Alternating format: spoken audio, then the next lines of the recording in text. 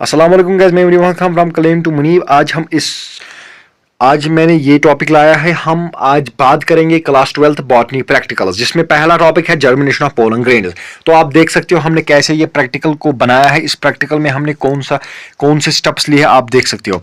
पहला ऑब्जेक्टिव, हमारे पास मेन मकसद, मेन मुद्दा क्या, एम क्या है हमारी, to study pollen germination on a slide. हमें पोलन जर्मिनेशन को देखने ऑन ए स्लाइड। रिक्वायरमेंट्स क्या है, fresh seasonal flowers, slide, cover slip, microscope, sucrose, boric acid, magnesium sulphide, potassium nitrate, beaker set. Procedure क्या है, prepare a nutrient solution by dissolving 10 gram sucrose, 10 gram boric acid, 30 gram magnesium sulphide and 20 gram potassium nitrate in 100 ml of water. Second step, take a few drops of the solution on a clean slide and dust a few pollen grains from the stamen of a natural flower on it. Step number 3, observe the slide in the microscope after 5 minutes and then observe it regularly for about half an hour. आप ये steps कर सकते हो। आपको मैं एक दिखाता हूँ कैसे बनाना है। फिर observations क्या क्या है। ऑब्जर्वेशन में आता है, in medium nutrient the pollen grain germinates, the tube cell enlarges and come out of the pollen grain through one of the pollen grain pores to form pollen tube.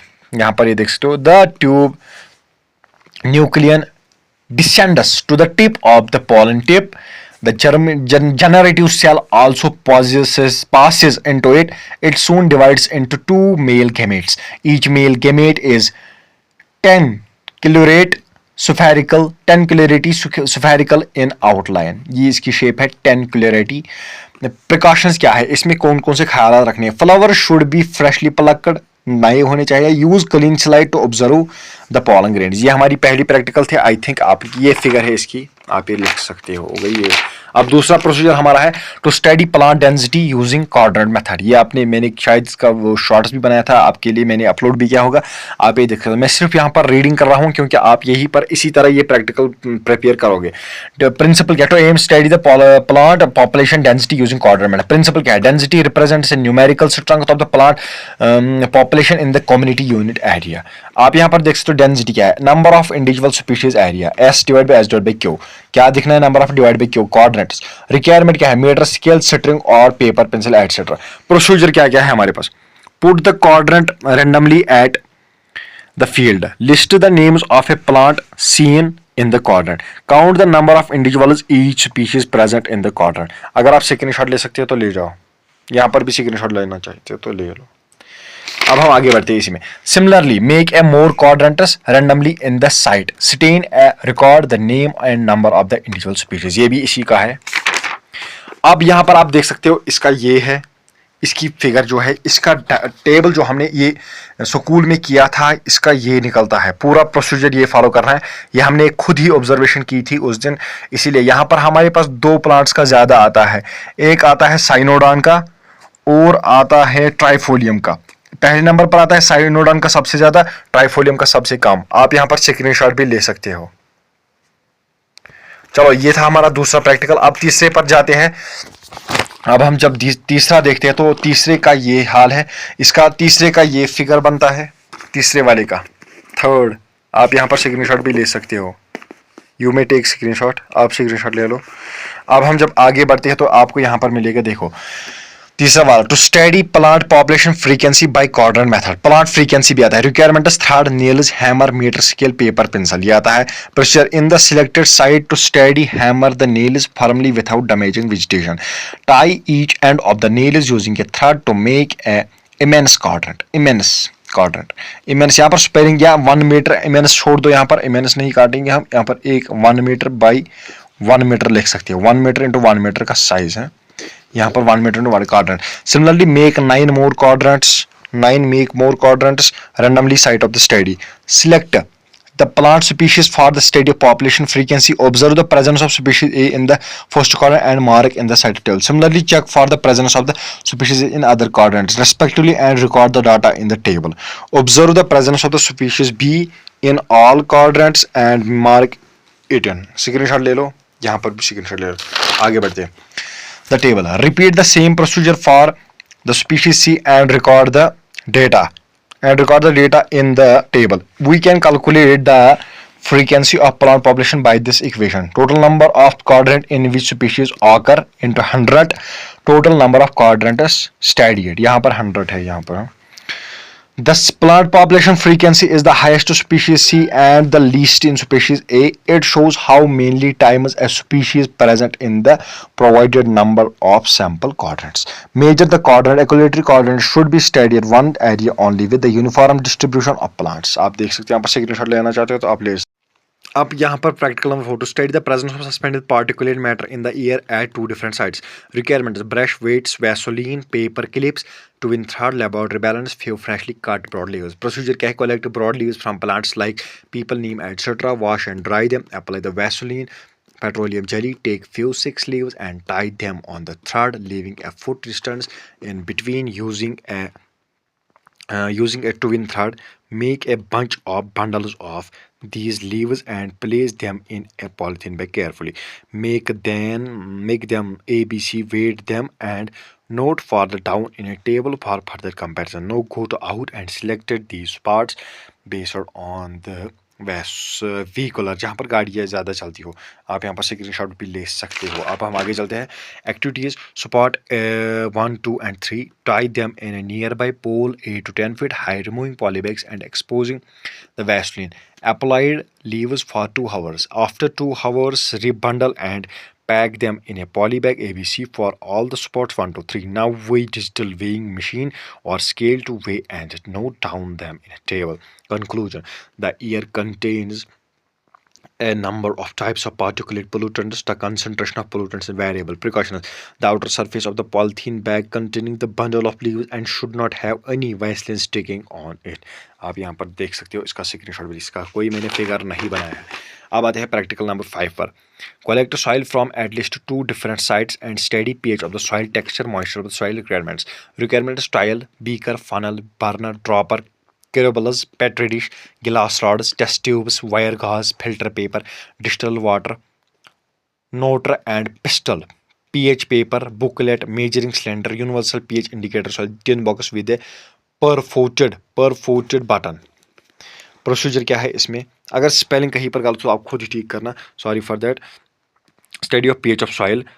Take the collected roadside soil and garden soil into different beakers containing water.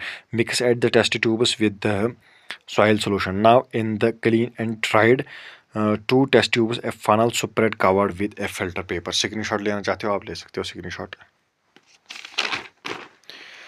Now gently pour the soil solutions into the test tube separately. Let the water completely filter off down the filter paper. Take the collected filtrates soil in test tubes for testing in the pH value. Observation क्या आता है? When the universal pH indicator is added to the test tube containing the soil solution, the color changes. These color changes can be tracked using the pH color chart. Roadside soil has pH soil level of 7, while garden soil has a pH level of 6. Most crops grown in pH level. यहाँ पर एक अच्छा point है 6 to 7 pH में ज़्यादा से ज़्यादा crops उगते हैं. स्क्रीनशॉट लेना चाहते हो आप ले सकते हो. आप प्रैक्टिकल नंबर 5 पर इसकी आप ये फिगर भी देख सकते हो. जिसकी फिगर नहीं है उसकी मैंने दिखाई नहीं है, जिसकी है तो उसकी आप बना सकते हो. ये फिगर लो आप स्क्रीनशॉट ले रहे हैं यहाँ से आपने लिया होगा. अब हम प्रैक्टिकल नंबर 5 पर आते हैं. ये 5B का पार्ट है, जो 5वीं है इसका B पार्ट है. ये B पार्ट है इसका.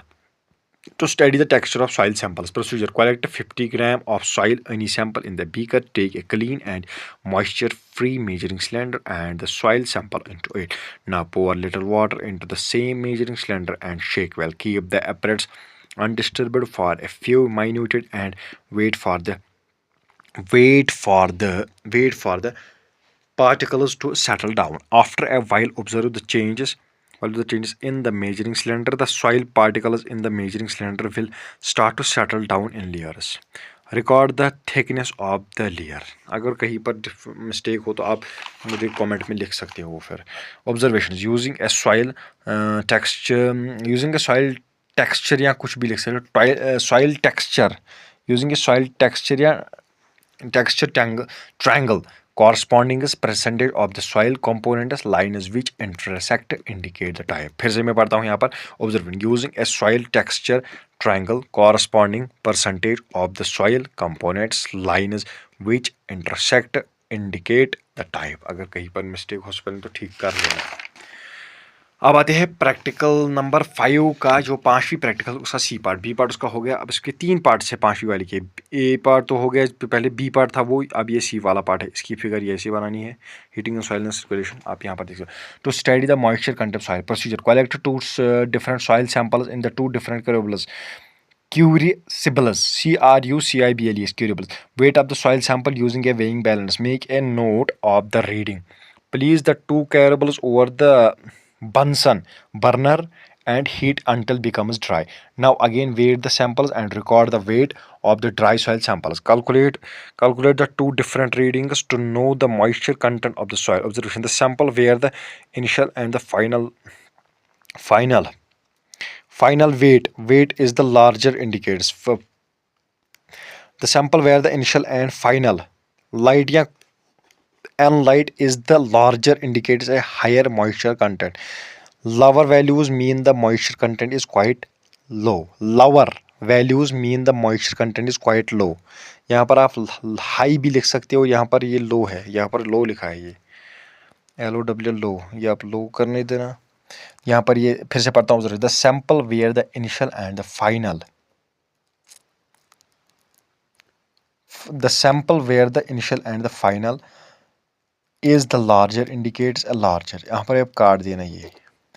the sample where the initial and final is the larger indicates a higher moisture content। ये यहाँ पर काट देना, ये यहाँ पर मिस्टेक हुई है, sorry for that. lower values mean the moisture content is quite low। यहाँ पर स्क्रीनशॉट भी ले सकते हो। एक बार ये हो गया, ये भी हो गया इसका। हम यहाँ पर इसको पूरा ही काट देते हैं। आगे प्रैक्टिकल नंबर 6 पर, जो आखिरी शायद है इसका ना, इसके बाद और एक 7 वाला एक है। To study the Mendelian inheritance using seeds of the different color size of any plant. Procedure: take a lot of 100 pea seeds in the animal tray. Separate out round and ring colored seeds and calculate the approx ratio. Note down the number of round and ring colored seeds and calculate the approx ratio. Repeat the process for the other constructing tract of the seed that is yellow and green. Conclusion: the constructing formula is the both traits pea seed, that is seed shape and seed color shown, and the approx ratio 3:1. The ratio is exactly same obtained by the Mendel for monohybrid cross and indicate that the dominant and the recessive form of seed shape and seed color exist in the ratio of 3:1 in the population of pea seeds. Precautions क्या है? Take a significantly large number of seed lot analysis to minimize the error. Observe the constructing form of the trait. यहाँ पर इसका भी screenshot ले सकते हैं। ये लास्ट नंबर है। 2 plants found in a xerophytic condition commonly upon morphological adaptation। xerophytic conditions हम जहाँ पर ज़्यादा गर्मी होती है उन प्लांट्स का हाल, या ज़्यादा पर जहाँ पर ज़्यादा सर्दी होती है उन प्लांट्स का हाल। यहाँ पर थ्योरी क्या है? xerophytic conditions are the plants of dry habits, or xerophytes are the different plants which grown on which usually become greatly depleted gradually grounds water to depth at least 20 centimeter during the color of the normal season। Example: Exporbia optinia। ओप्टीनिया की बात कर रही है। ओप्टीनिया की बात यहाँ पर चल रही है। Morphological adaptation found in desert. It is the nailed spiny xerophytic plant. It stem is green flattened and segmental called phylloclades PHYLLACLADS phylloclades PHYLLOCLAD phylloclades are fleshy disc and carry on the functions of photosynthesis। The leaves are modified into stems. Root is well developed, branched with। आप यहाँ पर screenshot, sorry मैं बोल गया था, screenshot ले लो। The leaves are modified into stems. Root is well developed, branched with। Root helps to absorb water। Cuticle is the thick and when developed, branched with। The root reduce water loss। Asparagus और एक plant है हमारे पास asparagus। It is the ornamental clumping under the shrub। It is potted and hung in the verandas। Morphological advantage: it is an ornamental xerophytic shrub. The roots are advantageous or fascinated. The leaves are modified into skin that spins. It bears whorls of leaf-like internode long axillary branches called clados. CLADODS क्लेडोज, आप screen shot ले सकते हो यहाँ पर। The clados are freshly green and carry on the function of the photosynthesis. New shoots arise in the every season. यहाँ पर आप देख सकते हो, ये इसकी फिगर है, screen shot 7th B part है इसका। Plants found in aquatic conditions, अब कौन सी प्लांट जो पानी में मिलते हैं। Theory, the adaptation of plants of their environmental conditions और adaptation, plants adapted to the particular environmental conditions or associated together to form an ecological group. They are divided into three major groups: hydrophytes, xerophytes, and mesophytes. Free floating hydrophytes, these plants remain contact with water, air, hot and not soil. They float fresh on the water and surface, and some plants have very minute leaves and some plants have quite large leaves. Example: Azula, Saliva, Pistil and Lamina. Pistil, morphological adaptive, it is the free floating hydrophyte plant. It grows by means of offsets. आप यहाँ पर screenshot ले सकते हो, ये इसकी figure यहाँ पर बनानी है, तो अब इसको लिखना है यहाँ पर ये। The roots of the advantages with the pocket, the stem is horizontal and the spongy, the leaves arise in the seasonal at the node. Eichhornia क्या है? It is the troublesome aquatic weed because it spreads over water and carry terrible negative fishing. Morphological adaptation, it is the free floating hydrophytic plant. The roots are advantageous and the has roots pockets. The stem is horizontal and spongy. The leaves are within the rainbow lamina and they help to plant float on water. यहाँ पर screenshot ले सकते हो, तो ये खत्म होता है यहाँ पर। The leaves consists of cuticles, stomata and plastid tissue. Thank you for it. Thank you for watching. Please share.